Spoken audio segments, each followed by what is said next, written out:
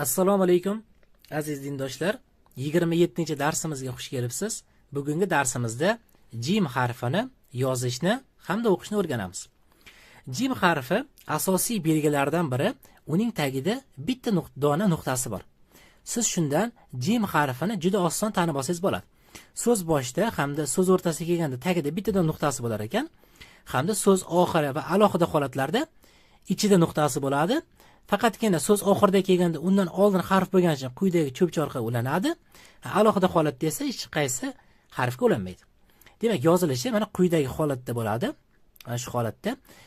So'z o'rtasidagi xuddi shu holat mana. Bu bilan bir xil. Faqatgina undan oldin harf bo'lgani uchun cho'pchimlab qo'yiladi. Biz buni yozilishini dars oxirida yozib to'liq ko'rsatib beraman. Bu harfning ismi jim harfi deb ataladi, lekin oson tarafi o'zimizning j harfi bilan bir xil o'qiladi.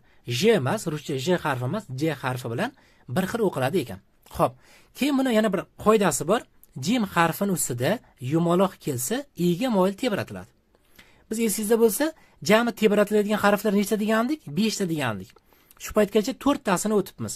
Bugun 4-inchisi ekan. Xo'p, aytib o'taman. 14-darsimizda ba harfini o'tdik. 21-darsimizda qof harfini o'tdik. 26-darsimizda esa to harfini o'tdik. Bugun esa 27-darsimiz tebratib o'tiladigan harflarning 4-inchisi jim harfini o'tyapmiz. Demak, jim harfining ustida yumaloq kelsa i'ga moyil tebratilar ekan. Misol uchun qarang. Mana jim harfi o'zimiz j deb o'qilaveradi dedik, ustida yumaloq kelsa i'ga moyil tebratamiz. Qarang. A j, aj, aj. Faqat men aj deb o'qimaymiz. I'ga moyil ozgina tebratib, keyin runi o'qiymiz. Qarang. Ajeru, ajeru. Nega tebratyapmiz? Chunki jim harfining ustida nima kelyapti? Yumaloq kelyapti. Shu ustida yumaloq kelganda i'ga moyil tebratar ekanmiz. Shunda ajeru, ajeru, ajeru emasdi. Aje, aje. Mana qarang, i'ga moyil tebratamiz. Aje, ajeru, ajeru. Shu holatda demak, jim harfining ustida yumaloq kelsa i'ga moyil tebratar ekanmiz. Yana bir eslatib o'taman. Bu tebratib o'qiladigan harflarning 4-inchisi. Yana bittasini o'tsak, shu bilan biz jami tebratiladigan harflarni tugatgan bo'lamiz. Endi keling, kitobdagi misollar orqali mustahkamlab ko'ramiz. Kitobdagi so'zlarni birgalikda o'qiymiz. Mana tagida nuqtasi bo'lgani uchun bu nima? J harfi. J a m, jami. J a r, jar. J i n, jin. Mana bu yoqda b harfining ustida yumaloq kelyapti. B harfining ustida yumaloq kelsa, biz 14-darsimizni o'tgan edik, i'ga moyil tebratiladi. Shunda j a b, jabi, jabi, jabi. Shunga e'tibor berasiz. Endi bunisi j u l, juli, juli. Shunda l harfini yozilishiga e'tibor bering. L harfi 1-chi, 2-chi, 3-chi kategoriyalarda yoziladi so'z oxirida kelganda. Xo'p, endi bunisi j a b a l, jabal, jabal. Shu holatda o'qiyverasiz. Qarang endi. Men bu so'zni atalib qizilga olib qo'ydim. Nega deganda, chunki bunda noodatiy holatda yozilishi bor. E'tibor bering. Men qaysini noodatiy holatda deb aytsam, o'sha holat Qur'onda eng ko'p keladi. Shuning uchun juda ham e'tiborli bo'lish kerak. Qarang. Bu harf mana j harfi mana qarang, bunday holatda yozilyapti. Bu jligi aniq. Endi qarang. Bu mayda j harfi, lekin bu holatda mana yumaloqga bunday ketyapti-ku. Bu m harfi hisoblanadi. Noodatiy holatda qarang, j harfini tagida kelyapti. Mana qarang. Bunday ulanib bunday ketyapti. Qarang, mana o'zimda j harfini bunday olib tashlasangiz, mana j harfini olib tashlasangiz, mana bu yog'i m ligi aniq bo'lib qoldi. Shunga e'tibor berasiz. Bunda m harfi noodatiy holatda j harfini tagida kelyapti. Shunda j a m a l, jamal. Juda oson, faqatgina Qur'oni Karimda shunaqa go'zalligini oshirish maqsadida shunaqa xattotlikda yoziladi. Xo'p, endi biz o'qib ko'ramiz. A j ustida j ustida nima kelyapti? Yumaloq kelyapti. i'ga moyil nima qilamiz? Tebratamiz. Shunda aje, ajeru, ajeru, ajeru. Shu holatda o'qiysiz. Mana bunda ham shu j harfining ustida yumaloq kelgani uchun i'ga moyil tebratamiz. i'ga moyil. Shunda f aje, faje, fajeru, fajeru. Endi keling, pastdagi misollarni o'qib ko'ramiz. J a v, jav, h ar, javhar. Bitta v harfiga e'tibor beramiz, ya'ni vav harfiga. Vav harfini aytayotganda lablar oldinga chiqarilishi kerak. Biz buni vav harfida aytganmiz. Chunki ko'plar masalan o'qiganini bizga jo'natishyapti. V harfi f ga o'xshab qolyapti. Ya'niki jav, jav, javhar. Xuddiki f deb o'qiladi, lekin shu v harfini lablar oldinga chiqarsiz, aniq v ligi bildiradi. Shunda javhar. Shunga e'tibor berasiz. O'zingiz bunday bir audio yozib eshitib ko'rsangiz, v eshitilsa, demak to'g'ri o'qiyotgan bo'lasiz. Endi bunisi J-A-V. Javroba.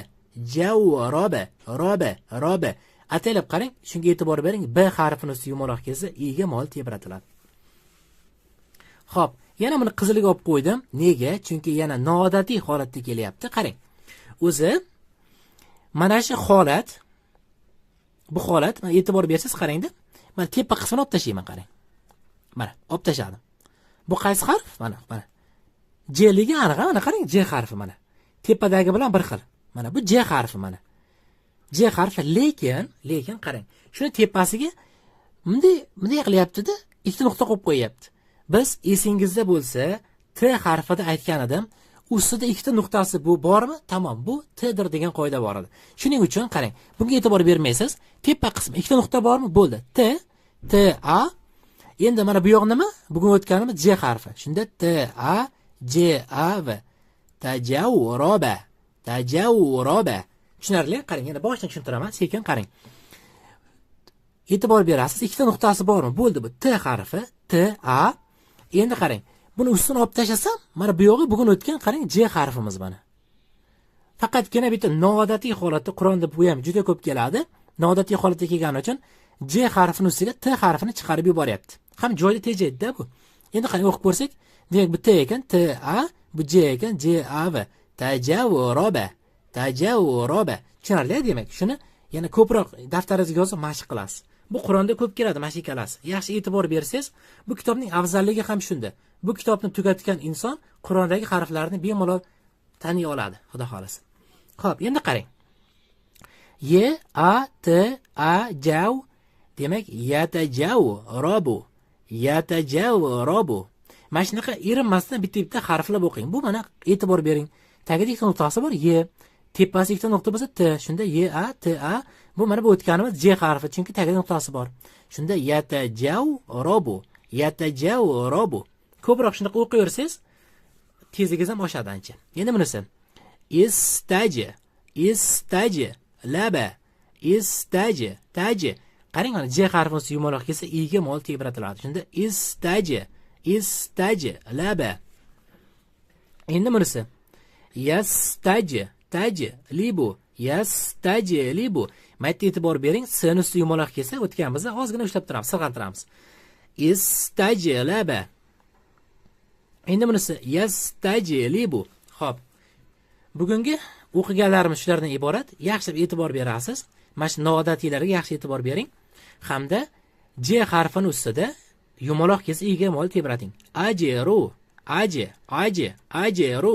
Asosiy o'zi shular. Xo'p, endi sizga hozir men bir nechtasini yozib ko'rsataman. Aniqrog'i, shu mana shu J harfini hozir buni mana shu holatlarni hozir yozib ko'rsatib beraman. Chunki yozishda sal muammo bo'lishi mumkin. Xo'p.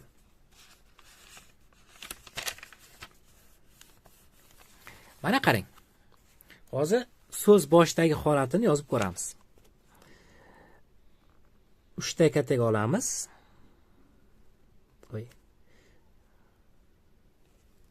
Menga sal noqulay bo'lyapti, siz kataydimda chiroyli qilasiz.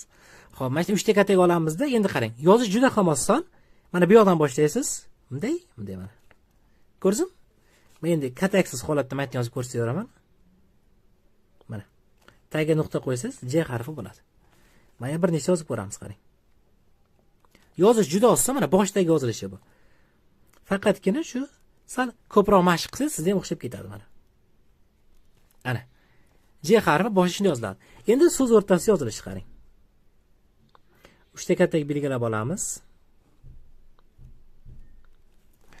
Xo'p, so'z o'rtasida ham xuddi shunday yozasiz, qarang mana. Bunday yozib olasiz, mana nuqta qo'yasiz-da, so'z o'rtasida bo'lgancha, undan oldin harf bo'lgancha sekingina bunday yo'lab qo'yasiz. Ko'rdingizmi, juda oson. Xo'p, mana ham yozib ko'ramiz. Mana bu holatda so'z oldingizga bunday yo'lab qo'yamiz. Chunki endi boshlaganlar shunaqa holatda yozsa, ancha osonroq yoza oladilar mana, so'z o'rtasida yozilish. Xo'p, endi so'z oxirida yozilishi qoldimi? 3 ta katak belgilab oldik. Xo'p, so'z oxirida yozilishi mana bunday qilasiz. Ana. Mana shunday qilsangiz, ana jim harfi bo'ladi. Faqatgina endi so'z oxirida ham undan oldin harf bo'lgani uchun bunday bir cho'pcha orqali ulab qo'yasiz. Hozir yana bitta yozib ko'ramiz mana. Mana shu holatda yozyapsiz. Faqat undan oldin so'z bo'lgani uchun bunday o'ylab qo'yasizda. Xo'p, so'z oxirida yozilishi ham xuddi shu bilan bir xil. Alohida yozilishi ham xuddi shu so'z oxirida yozilishi bilan bir xil. Qarang mana. Alohida yozilishi ham xuddi shunday mana. Mana shunday nuqta qo'ysangiz bo'ldi. Sal pastroq chiqib ketib qoldi. Mana men yozib ko'rsam boshdan. Mana. Yamni yozib ko'ramiz. 3 tekatdagi belgilab olsak, ancha yaxshi bo'ladi. Xo'p, mana. Ana. Shu holatda yozaverasiz. Xo'p, bularni hozir yozishingiz uchun osonroq bo'lishini yozib berdim. Siz mana bu yoqda shu holatda ko'chirib olasiz, so'z boshida, o'rtasida, oxirida va alohida. Xo'p, sizning vazifa har doimgidek birinchi bu sahifani ko'chirib olasiz. Bu sahifani ko'chirib olganingizdan so'ng mana so'zlarni biz hammasini o'qib ko'rsatib berdik. Shularni ham hammasini yozib o'qib chiqasiz. Xo'p, keyingi darsimiz yana 2 kundan so'ng soat 21:00 da bo'ladi. Keyin uyga vazifalarni bizga jo'natishni unutmang. Biz har birini tekshirib beramiz. Keyin qaydir joy tushunmagan bo'lsangiz, masalan, siz endi darsga qo'shilgan bo'lishingiz ham mumkin-da. Bizga yozsangiz, Telegram ijtimoiy tarmoq orqali biz linkini videosida qoldiramiz. Har bir savolingizga javob berishga harakat qilamiz. Darslarning har birini qunt bilan o'zlashtiring. Keyin masalan kimlardir aytishi mumkin, 2 kunda bir juda ham ko'p vaqt deb. Lekin e'tibor bering-da, har kuni masalan hech nima qilmagandan ko'ra 2 kunda bir bitta harf o'rgangan ham baribir afzal hisoblanadi. Sekin-sekin o'rganib borsangiz, xudo xolasa to'liq o'rganib olasiz.